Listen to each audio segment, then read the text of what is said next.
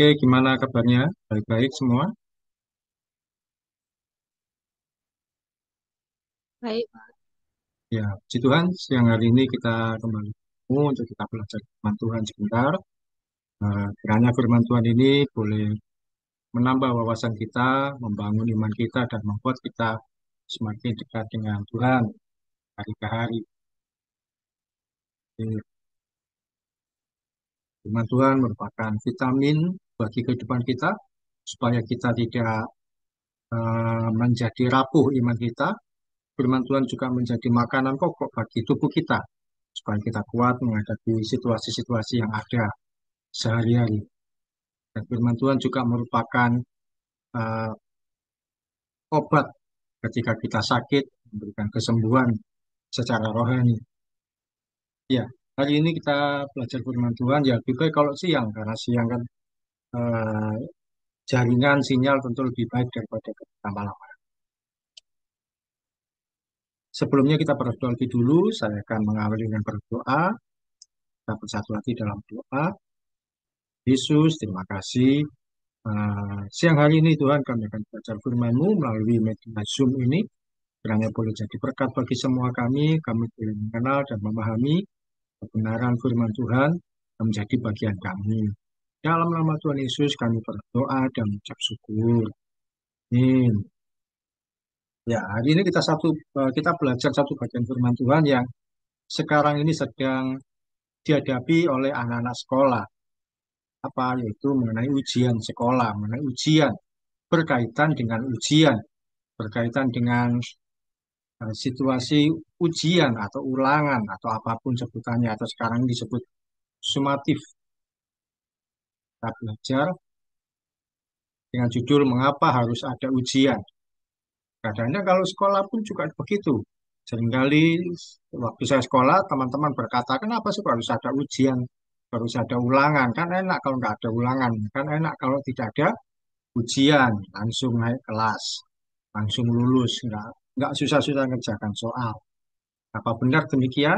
Nah, mari kita belajar oleh kebenaran firman Tuhan ini, baik untuk Nara yang masih sekolah maupun Cinta yang sudah bekerja, tapi juga pernah mengalami masa-masa sekolah. Karena ujian selalu dikaitkan dengan anak yang sekolah. Ujian selalu dikaitkan dengan orang yang masih sekolah. Padahal tidak demikian. Kita mengalami banyak ujian dalam kehidupan ini.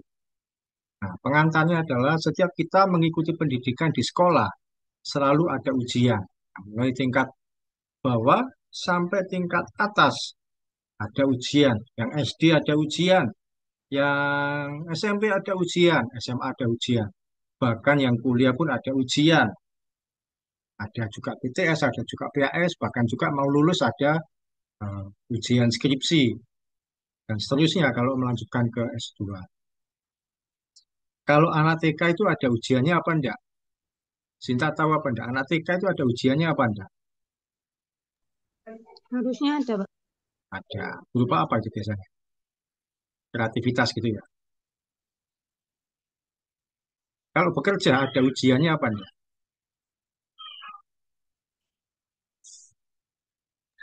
Menurutmu Hmm, ada juga sih, Pak. ada apa? Ya. Menurutmu apa? Ada ujian waktu bekerja? Misalnya kayak bikin laporan gitu. Oh ya, itu tugas ya. Ya, mungkin dianggap ujian boleh. Tapi kalau bekerja kenaikan pangkat, nah kadang-kadang ada instansi yang harus ada ujian, terutama negeri. Ya, kalau yang bukan negeri ya laporan dan sebagainya. Demikian juga dengan kehidupan kita dihadapkan berbagai ujian. Ketika ujian diberikan pada kita, pada anak di sekolah, menurut Nara menyenangkan apa tidak kalau anak sekolah menghadapi ujian itu? Tidak, kenapa tidak menyenangkan?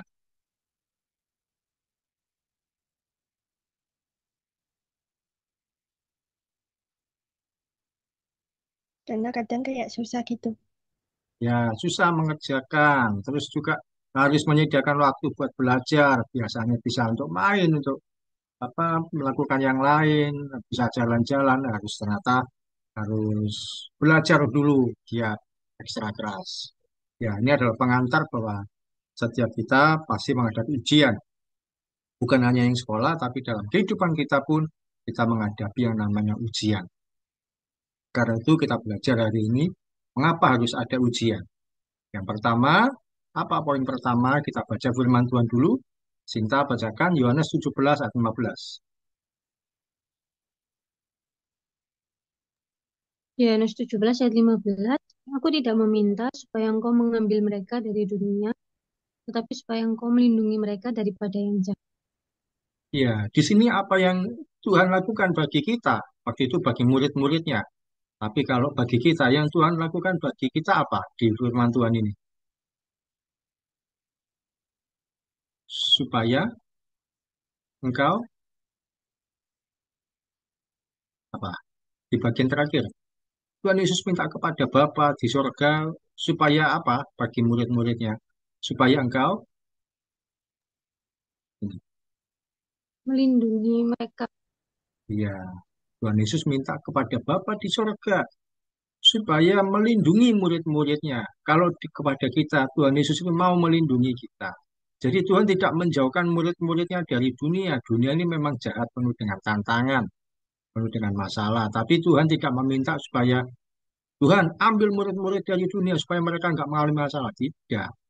Tuhan tidak membuat kita terhindar dari masalah, tapi melindungi kita. Tuhan mau melindungi. Nah, ini ini pertama, Tuhan melindungi. Yang kedua, apa yang Tuhan lakukan bagi kita? Cara baca Matius 28 ayat 20. Matius 28 ayat 20. Dan ajarlah mereka melakukan segala sesuatu yang telah kuperintahkan kepadamu, dan ketahuilah aku menyertai kamu senantiasa sampai kepada akhir zaman. Ya, di sini apa yang Tuhan lakukan bagi kita? Nah, bagian terakhir juga, Tuhan apa? Apa yang Tuhan buat bagi kita? Ini apa? Bagian terakhir. Dan ketahuilah aku apa? Menyertai kamu. Ya, menyertai. Bahwa Tuhan itu menyertai kita. Tuhan melindungi. Juga yang kedua, Tuhan menyertai kita.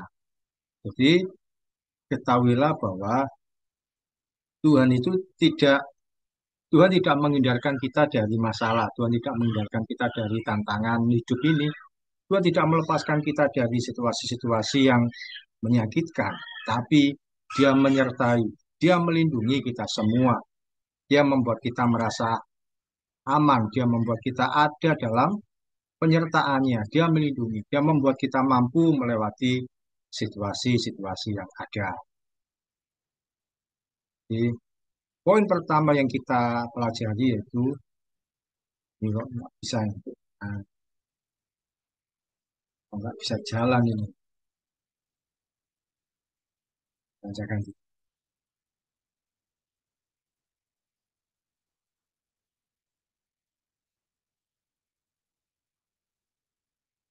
Oke, oke. Nah, poin pertama kita pelajari bahwa Tuhan tidak menjanjikan hidup kita selalu baik-baik saja. Tuhan Yesus tidak menjanjikan bahwa hidup kita akan aman, mulus, dan datar-datar saja. Tapi Dia berjanji selalu menyertai dan melindungi kita. Dalam hidup ini, kita akan menemukan berbagai situasi yang tidak menyenangkan. Kita akan menemukan berbagai situasi. Ada kalanya kita mengalami situasi yang menyenangkan, suka, tapi ada kalanya kita mengalami duka. Ada kalanya kita mengalami situasi baik, tapi ada kalanya kita mengalami kesedihan. Ada kalanya kita berhasil, tapi kita pun juga pernah mengalami kegagalan. Tuhan tidak menjanjikan hidup kita selalu baik-baik saja. Itu poin pertama. Tidak pernah Tuhan menjanjikan hidup kita baik-baik saja. Tapi yang Dia janjikan adalah Dia melindungi, Dia menyertai kita. Sama seperti hujan. Tuhan tidak membuat hujan itu tidak ada. Tapi ketika hujan ada, kita ada payung, ada jas hujan. Artinya apa? Dia melindungi kita dalam banyak hal. Kita menghadapi banyak masalah, banyak tantangan. Sekali lagi, Tuhan tidak menjanjikan situasi baik-baik saja. Tapi melindungi, menyertai. Pasti kita mengalami situasi tidak menyenangkan, tapi bersama dengan Tuhan, kita dimampukan melewati. Nah ini, kalau kita lihat gambar ini, gambar yang ini dulu kita lihat. Jangan tulisan yang di sampingnya, tapi lihat gambar. Nara yang sering dibonceng naik motor. Kamu kalau lewat jalan seperti ini, apa yang kamu rasakan?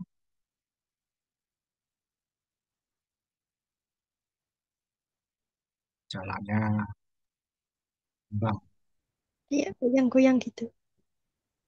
apa yang kamu rasakan? Goyang-goyang, ya, karena jalannya tidak rata. Berbatu. Kalau Sinta yang sudah pernah naik motor dan saya rasa pernah melewati jalan-jalan seperti ini, apa yang kamu rasakan ketika melewati jalan ini? Perasaanmu gimana?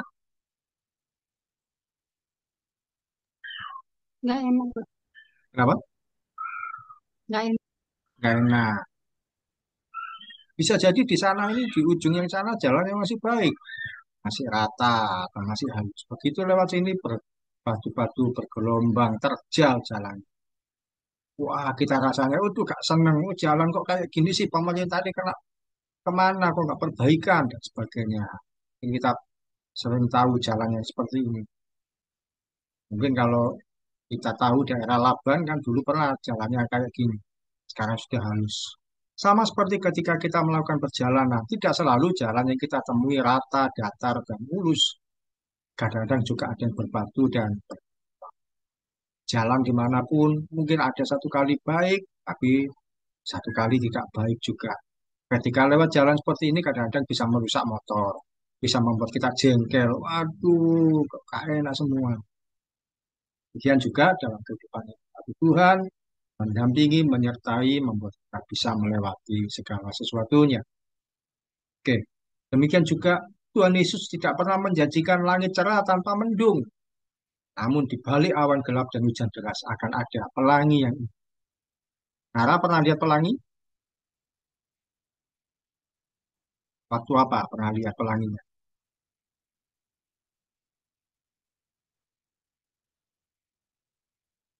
Waktu apa? Masih ingat? Biasanya muncul setelah apa pelangi? Setelah hujan, Setelah hujan. Sinta, pernah melihat pelangi sudah lama atau baru atau kapan? Sudah lama Pak, waktu apa lihat pelangi? habis hujan. Habis hujan. Sering kali pelangi muncul habis hujan. Ketika hujan deras kita rasanya, oh jengkel, oh aku takut, jengkel, gelisah, waduh gimana hujan deras nggak berhenti-berhenti. Tapi ternyata kadang-kadang muncul di langit itu kayak busur berwarna-warni. Kita seperti terhibur, wah asik ya ada pelangi. Demikian juga di balik awan gelap mendung tebal, hujan deras. Tuhan berikan kita penghiburan, pelangi yang Tuhan itu berjanji memberikan kita kekuatan saat kita menghadapi berbagai ujian dalam hidup kita. Mungkin kondisi hidup kita sekarang tidak aman, tidak enak, tidak menyenangkan. Tidak apa-apa, jalan terus sama Tuhan. Dia memberikan kemampuan kita untuk melewati semua dengan baik. Pada akhirnya kita akan menoleh ke belakang. Oh, saya sudah melewati semua bersama dengan Tuhan. Poin pertama, Tuhan tidak menjanjikan semua baik-baik saja. Tapi dia berjanji menyertai dan melindungi kita melewati berbagai situasi. Ketika kelaparan, ternyata Tuhan memberi pertolongan. Ada makanan, bisa beli makan sedikit. Ketika kesulitan, apa nggak ada kebutuhan yang harus diselesaikan, ternyata Tuhan sediakan dengan cara yang ajaib. Sama seperti yang lalu Cinta cerita, eh, mau pulang ke rumah bensin tinggal sedikit, ternyata sampai rumah masih bisa bertahan motornya. Nggak harus beli bensin malam hari. Ya, puji Tuhan. Diskusi yang pertama, sharing kita yang pertama.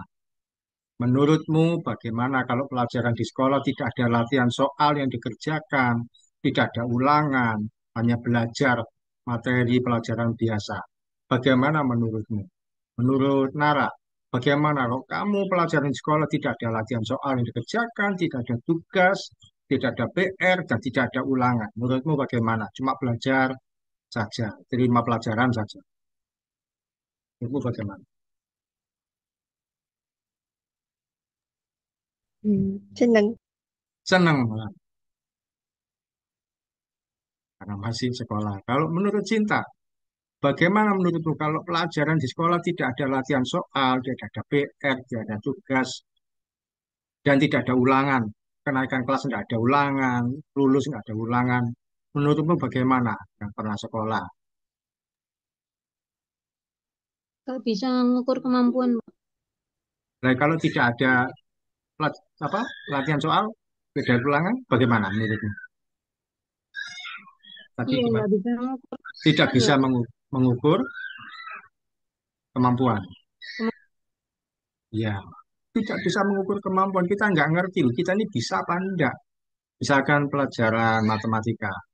Kita ini nggak bisa ngerti, bisa enggak sih saya kerjakan matematika itu? Bisa enggak? Apa saya bahasa Inggris itu bisa apa tidak atau pelajaran yang lain? Tidak ada yang tidak ada ukurannya. Ukurannya apa ya? Itu ada latihan soal, ada tantangan. Nah, kalau yang masih sekolah kayak narang, oh senang-senang aja. Tapi kalau tidak ada tantangan, rasanya itu tidak menang. Kita dilatih hidup kita melalui ujian sekolah itu, melalui ulangan itu, supaya kita ini belajar, supaya kita terlatih, supaya kita bisa menjadi seorang anak yang benar-benar teruji, terampil. Nah, bagaimana anak pintar kalau nggak pernah ngerjakan latihan soal? Bagaimana anak dikatakan bisa kalau tidak bisa, kalau tidak pernah mengerjakan ulangan? Jadi, sama seperti bahwa kehidupan kita tidak mulus, tidak baik-baik saja. Selalu ada tantangan, selalu ada masalah, selalu ada ujian. Itu membuat kita kuat di hadapan Tuhan. Demikian juga sekolah pun akan ada ujian, akan ada latihan soal supaya kita menjadi anak yang terampil.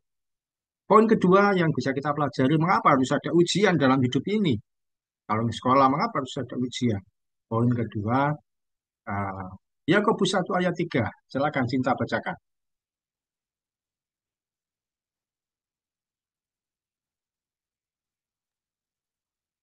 Yakobus 1 ayat 3, sebab kamu tahu bahwa ujian terhadap imanmu itu menghasilkan ketekunan. Ya, ujian terhadap imanmu menghasilkan ketekunan. Iman kita diuji, hasilnya ketekunan. Poin kedua, mengapa harus ada ujian? Untuk membuktikan kualitas iman kita. Kualitas iman kita diuji melalui ujian hidup yang kita alami. Demikian juga kepandaian kita di sekolah diuji melalui latihan soal, ulangan yang ada. Kemampuan kita diuji. Seorang atlet, kalau kalian tahu atlet, tidak akan teruji kalau dia cuma latihan-latihan saja tanpa pernah mengalami pertandingan. Kalau di daerah Menganti sini, kalau kalian tahu kadang-kadang sore itu ada orang yang lari-lari buat di dekat sini, di jalanan, itu adalah atlet sepak bola kalau tidak salah. Kalau dia cuma bisa lari-lari saja, tidak pada pertandingan, ya buat apa? Seorang atlet berlatih badminton, hanya latihan-latihan buat apa? Dia teruji ketika mengalami pertandingan. Dalam pertandingan itu dia bisa kalah, dia bisa gagal, tapi dia terus berlatih sampai mengalami kemenangan. Satu kali menang, berikutnya lagi mungkin kalah lagi, dievaluasi lagi, terus berlatih. Jadi, seorang atlet akan teruji kalau dia mengalami pertandingan. Nah, ujian kita juga demikian, ujian hidup kita. Melalui ujian hidup yang kita alami itu membuktikan kualitas iman kita. Kita bisa menghadapi ujian hidup berbagai bentuk. Dalam keuangan misalkan, tiba-tiba Tuhan izinkan kita nggak punya uang. Padahal harus membayar, harus sesuatu, terus harus menyelesaikan kehidupan sehari-hari, tanggungan, dan banyak hal padahal keuangannya sedikit. Atau juga menghadapi masalah keluarga, hubungan pertemanan, perteman yang awalnya baik ternyata jadi nggak enak hati, selisih paham, masalah sedikit jadi bertengkar, dan ujian kehidupan yang lain.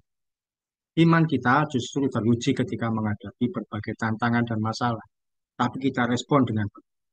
Ketika tidak ada uang, kita berdoa mengucap syukur. Kita mempraktekkan firman Tuhan supaya tidak khawatir.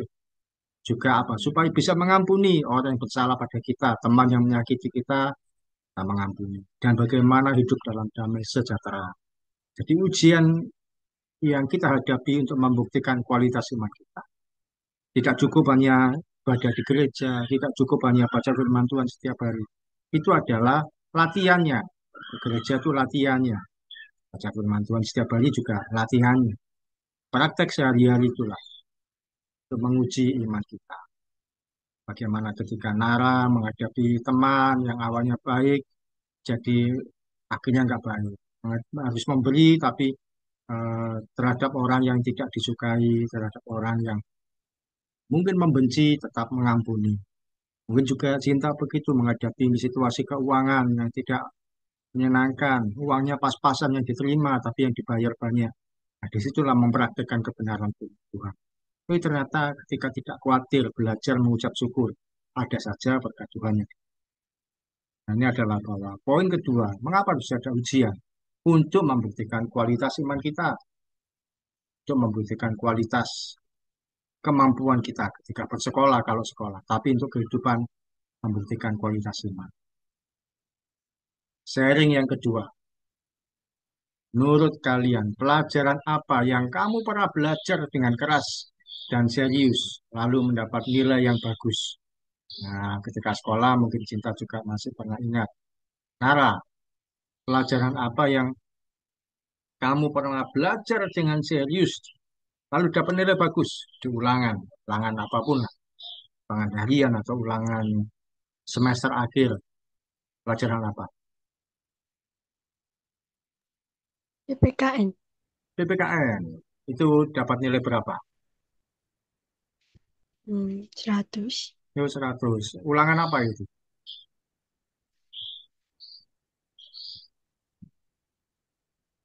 STS kayaknya.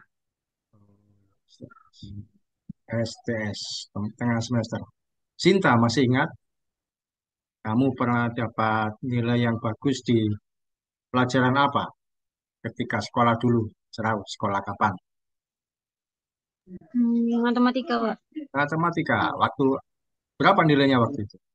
Menurut kamu yang bagus? Biasanya buat KKM, terus pas belajar dapatnya 80-an. 80-an itu sudah bagus. Biasanya di bawah KKM. KKM-nya berapa? 75. 60. Oh, 60. Berarti di bawah 60. Waktu itu masih apa? Sekolah mana? SMK apa SMP?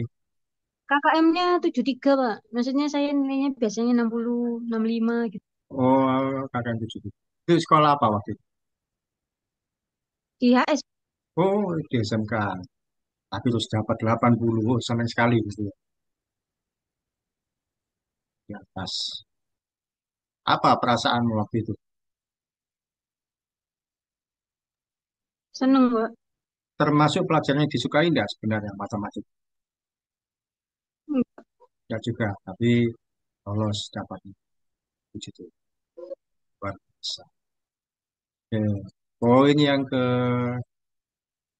ketiga, pertama bahwa Tuhan tidak menjanjikan situasi itu baik-baik. Yang kedua, bahwa untuk menguji kualitas iman kita. Dan yang ketiga, itu kita pelajari adalah Ibrani 12 ayat 8. Tara bacakan ini. Ibrani 12 ayat 8. Ibrani 12 ayat 8. Tetapi, jikalau kamu bebas dari ganjaran yang harus diderita setiap orang, maka kamu bukanlah anak, tetapi anak-anak gampang. Ya, jikalau kamu bebas dari ganjaran. Ganjaran itu apa? Ganjaran itu masalah, ganjaran itu hukuman.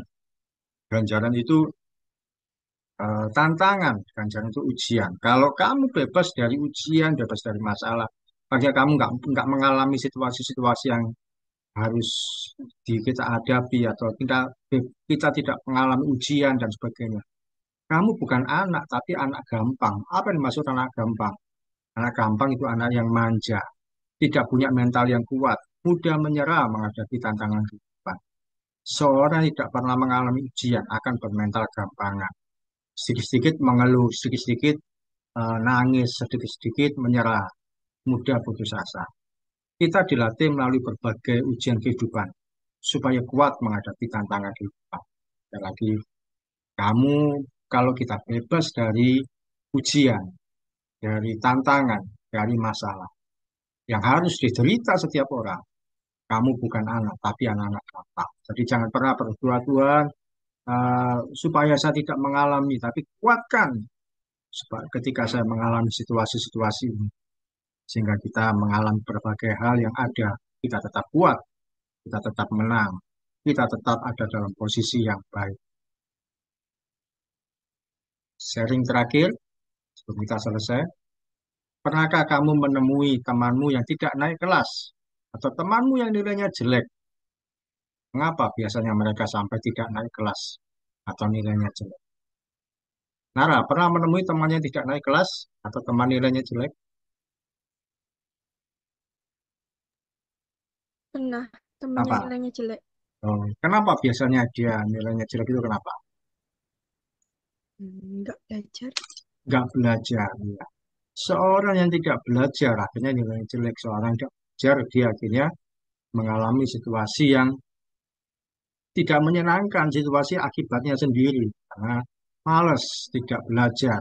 Dia jadi anak yang gampang, yang manja. Nggak mau berusaha keras. Nggak mau berjuang.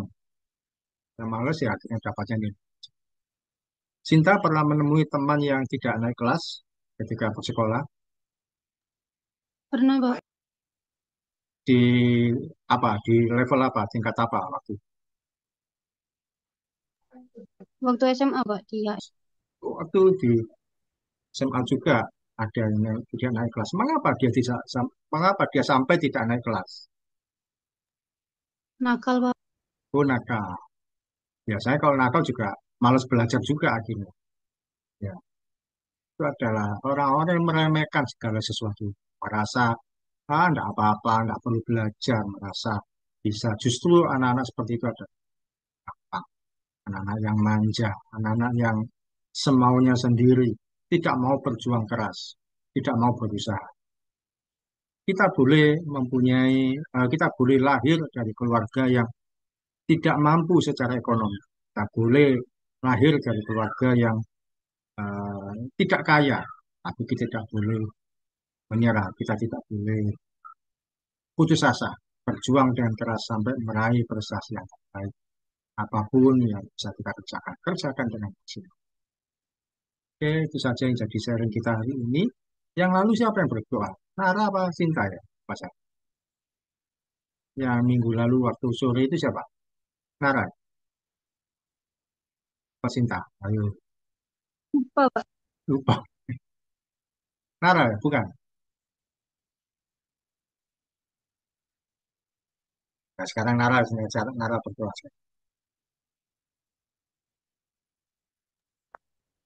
Mari kita berdoa. Dan Yesus, kami baru saja menyelesaikan komsel pada hari ini. Dan sebentar lagi kami akan melanjutkan aktivitas kami masing-masing. Dalam nama Yesus, amin. Puji Tuhan. Terima kasih Nara, Sinta, dan berkati. Terima kasih, Pak.